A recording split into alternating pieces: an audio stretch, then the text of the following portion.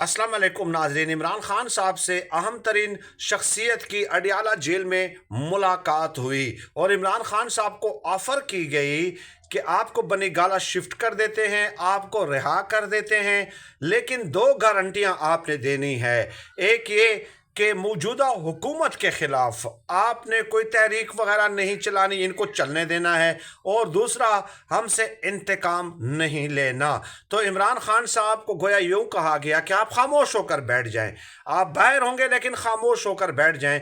तो इमरान खान साहब ने कहा कि ऐसा मैं नहीं कर सकता, मैं जुल्म की हिमायत नहीं कर सकता। हाँ, इतना कर सकता हूं कि जिन लोगों ने भी मेरे साथ ज्यादती की है मैं उनको माफ़ कर दूंगा, लेकिन उसके लिए भी मेरी शर्त यह है कि मुझे मुकम्मल इख्तियार के साथ हुकूमत दी जाए। बेख्तियार हुकूमत नहीं कि जब चाहे आपने रुखसत कर दिया। तो इस पे वो शख्सियत मायूस होकर वापस लौट